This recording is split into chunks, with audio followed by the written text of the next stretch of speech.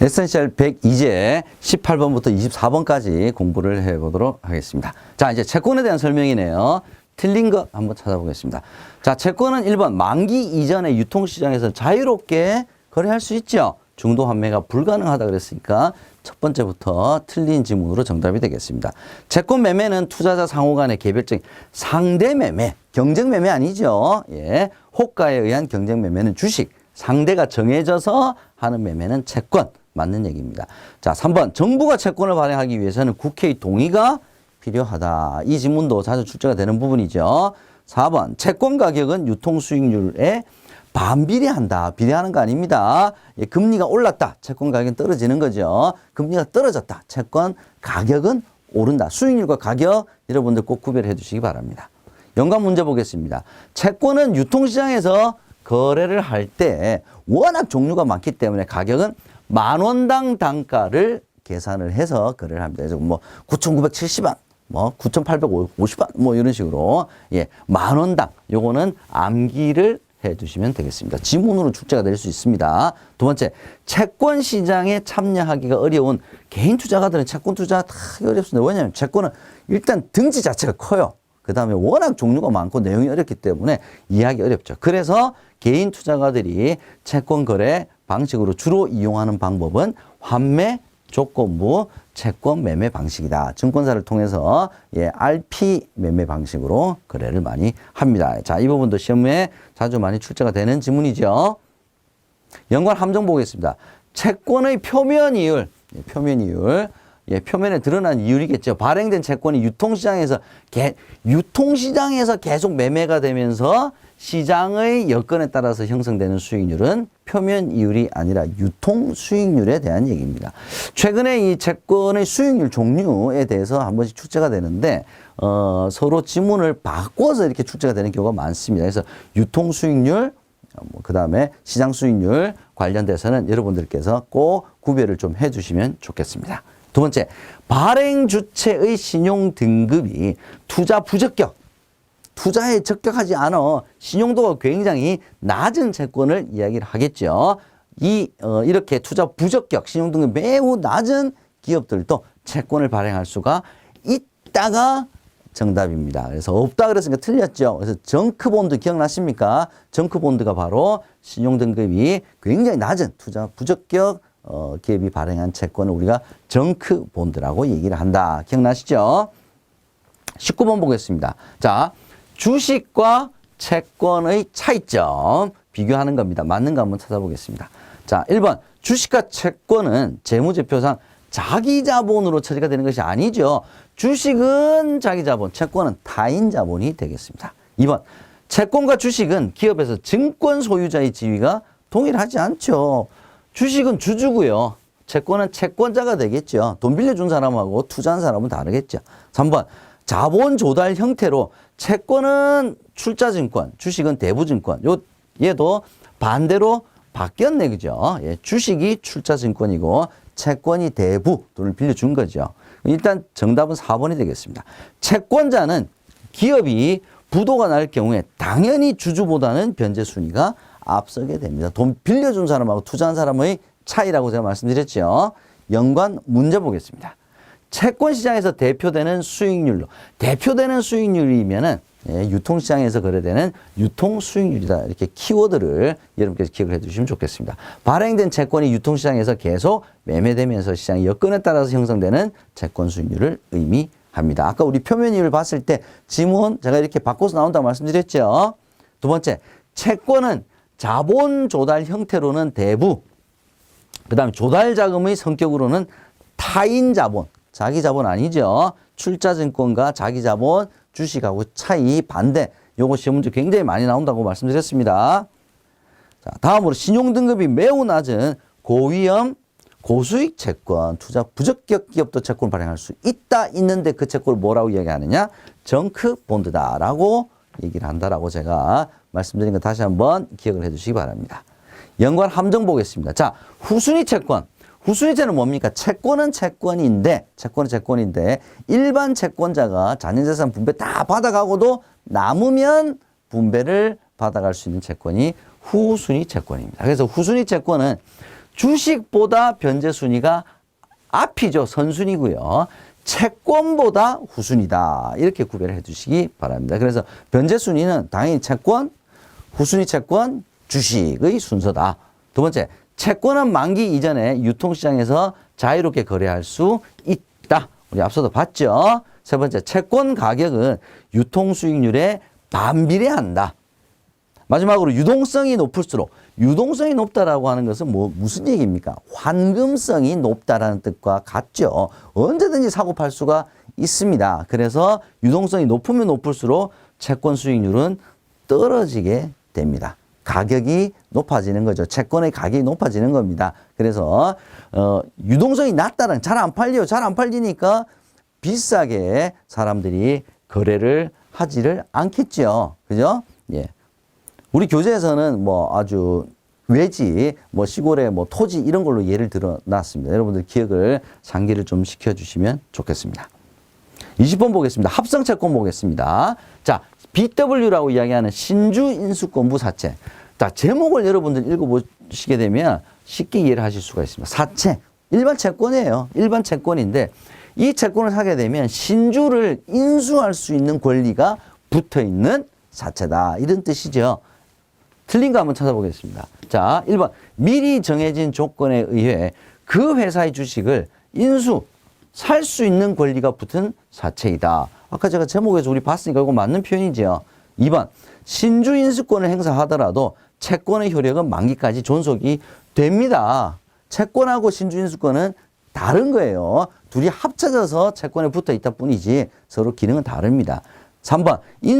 신주 인수권을 행사를 하게 되면 돈을 주고 사는 겁니다. 신주를 그냥 공짜로 하는 것이 아니죠. 추가로 자금을 부담을 하고 매입을 한다. 다 맞는 표현입니다. 그럼 정답은 4번이 되겠네요. 틀린 거. 신주인수권만으로도 별도로 거래할 수가 있습니다. 자, 이게 특징이죠. 이것도 시험 문제 자주 출제가 되는 지문입니다. 이어서 연관 문제 보겠습니다. 장기채. 자, 채권 중에서 기간이 장기 채권에 해당되는 채권은 무엇이냐. 이것도 지난번 시험에 한번 나온 적이 있습니다. 기억을 해 주십시오. 국민주택채권, 도시철도채권을 얘기를 합니다. 여러분들 우리 차를 사거나 집을 살 때 채권 우리 강제로 좀 사게 되죠. 그죠? 그게 국민주택채권입니다. 만기 5년, 10년 막 이렇게 가는 거예요. 이게 장기채권입니다. 단기채의 가장 대표적인 것은 통화안정증권. 그건 1년짜리입니다. 자, 매출가액이 100만 원. 매출가액이 100만 원이라고 하는 것은 매입 가격도 100만 원이네요. 그러니까 100만 원 들여서 투자를 했습니다. 채권에. 근데 만기까지 가지고 있으면 124만 원 준대요. 그럼 100만 원을 투자해서 124만 원을 받았으면 24% 수익률이네. 그죠? 근데 몇 년 동안입니까? 3년 동안이네. 3년 나누기 3 하게 되면 연평균 수익률은 8%. 너무 쉽죠? 개념만 이해하시게 되면 여러분들 쉽게 이해를 하실 수가 있습니다.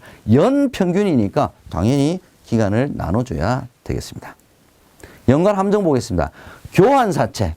사채는 사채인데 교환해 주겠다는 거죠. 뭐하고 교환해 줍니까? 발행한 기업이 가지고 있는 다른 상장 유가증권으로 교환을 해주는 교환사채는 권리를 행사하는 경우에 추가적인 자금 부담이 없죠. 없다는 점에서 신주인수권부 사채와 동일하지 않습니다. 왜? 신주인수권부 사채는 신규로 돈을 추가 자금을 부담을 하고 신주를 사는 거죠.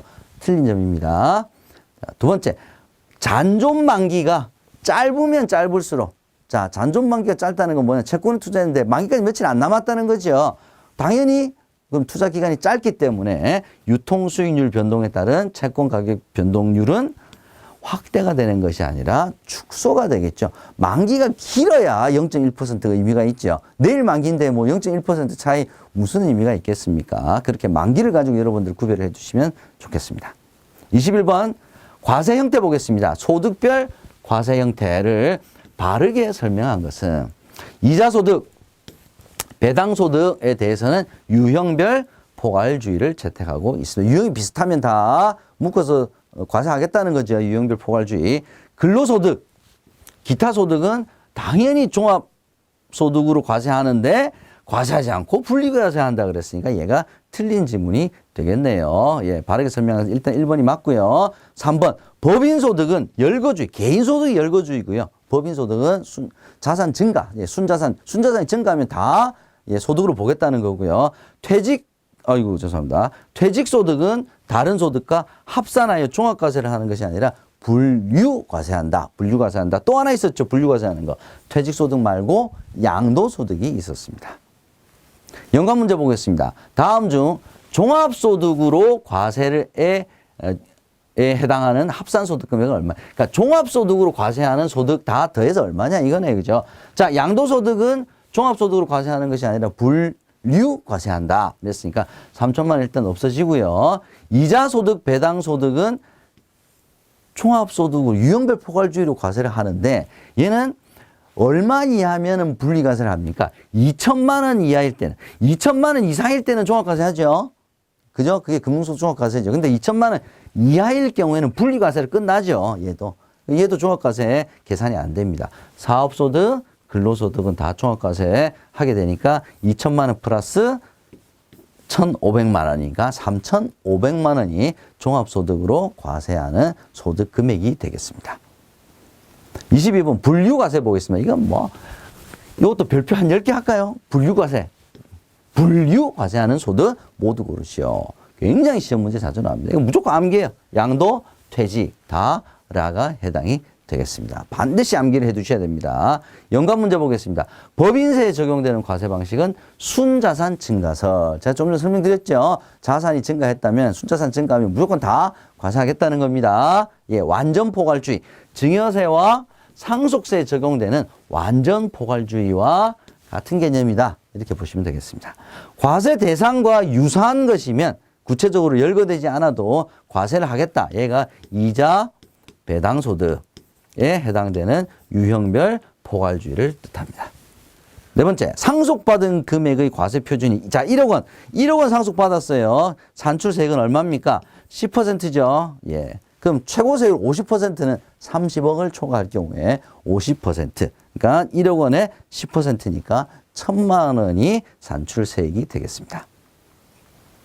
함정 보겠습니다. 금융소득은 이자소득 플러스 배당소득까지는 맞는데 양도소득과는 금융소득은 전혀 상관이 없습니다. 두 번째, 금융소득이 2천만 원 이하일 경우에는 종합과세 하는 것이 아니라 분리과세 14% 지방소득세 포함해서 15.4%를 세율을 적용하죠. 분류과세하는 것이 아닙니다. 분류과세는 퇴직, 양도소득 두 가지였죠.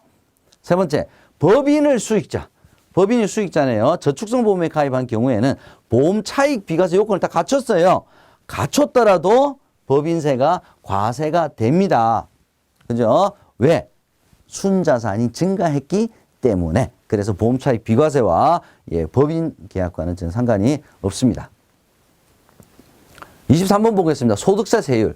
소득세 세율도 자주 출제가 되는 부분이 있죠. 그 중에서 이제 6에서 42%인데 내년도에 지금 입법 예고가 최고 세율이 42에서 45로 지금 변경이 된다고 입법 예고가 되어 있어서 최고 세율을 물어보는 문제보다는 최저 세율을 물어보는 문제가 더 나올 확률이 높을 것 같습니다. 자, 종합소득 금액이 1,000만 원일 경우에는 몇 퍼센트냐? 6%죠. 6에서 42%니까 1,200만 원 이하는 6%죠. 그러니까 소득이 1,000만 원이니까 1,000만 원 곱하기 6%를 하게 되면 산출세액은 60만 원이다. 이렇게 보시면 되겠습니다. 연관 문제 보겠습니다. 금융소득을 2천만 원 이하일 경우에 분리과세 시에 적용되는 세율은 14%, 지방소득세 포함 15.4%가 되겠습니다. 연관 함정 보겠습니다. 상속소득, 상속과 증여는 완전 포괄주의죠. 유형별 포괄주의가 아닙니다. 얘는 이자, 배당이죠. 두 번째, 이자소득과 배당소득, 유형별 포괄주의죠. 열거주의로 과세를 하는 것이 아니라 유형별 포괄주의로 과세를 합니다. 다음 24번 문제 보겠습니다. 금융소득과 세금, 종합과세 얘기하는 것 같네요. 맞는 것을 모두 고른 것은, 자, 뭐가 맞나? 가나다라 한번 보겠습니다. 자, 분리과세. 금융소득 분리과세 기준 2천만 원. 맞는 얘기네요. 분리과세 시 원천징수세율 14%. 오, 얘도 맞네요. 다 종합과세를 적용하는 기준, 부부합산. 얘가 틀리네요. 그죠? 예. 개인별 연간 금융소득의 합계액으로 하지 부부 합산은 최초에 나왔을 때 이거 다 바뀐 겁니다. 이것도 굉장히 시험 문제 자주 출제가 되는 부분이에요. 종합과세 시 적용되는 세율은 6에서 35가 아니라 6에서 42% 7단계 이렇게 됩니다. 그래서 이제 맞는 내용은 가와 나가 되겠습니다. 정답은 1번입니다. 연관 문제 보겠습니다. 증권회사 재무 건전성 판단 기준 지표는 영업용 순자본 비율이다. 이건 뭐 10년 만에 한 번 나왔을까요? 이건 거의 안 나오는 문제인데, 뭐, 금융상품 선택 제일 마지막 부분에서 나오는 부분인데, 은행은 BIS 비율 뭐 이런 것도 있었습니다. 보험회사, 증권회사 이렇게 구별이 되어 있는데, 요거는 그냥 뭐, 나올 확률은 그렇게 많지는 않을 것 같은데, 일단 눈으로라도 여러분께서 알아두시는 정도에 넘어가시면 될 것 같습니다. 연관 함정 보겠습니다. 금융소득 중에 비과세 및 분리과세 소득을 포함한 금융소득이 2천만 원을 일단 비과세가 되고 분리과세는 이미 이걸로 과세 끝났어요. 끝났기 때문에 종합과세를 기준으로 하는 2천만 원은 이 비과세 분리과세 소득을 빼고 제외한 나머지가 2천만 원을 초과할 경우에 전체가 종합과세 대상이 됩니다. 이 지문도 자주 출제가 되는 부분입니다. 두 번째, 금융소득에는 이자는 포함이 되지만 배당은 포함되지 않는다. 뭐 쉽게 그냥 주는 문제죠. 이자, 배당 모두 포함돼서 금융소득으로 판단을 합니다. 자, 세 번째 연관함정 보겠습니다. 과세표준이 동일할 경우에, 과세표준이 동일하다라고 하면, 증여상속세율을 이야기하는 거니까 증여받은 금액, 상속받은 금액이 똑같다. 다 제하고요. 공제하고요. 자, 이랬을 때는 상속세율이 증여세율보다 높다. 증여세와 상속세율은 같습니다. 그죠? 이 지문도 출제가 자주 언급이 됩니다. 자, 마지막. 증여세는 과세표준이 30억 원을 초과한 경우 상속세든 증여세든 과세표준이 30억이면은 최고세율이라고 그랬죠. 최고세율이 얼마입니까? 10에서 50%. 40%라고 했으니까 얘가 틀린 지문이 되겠습니다.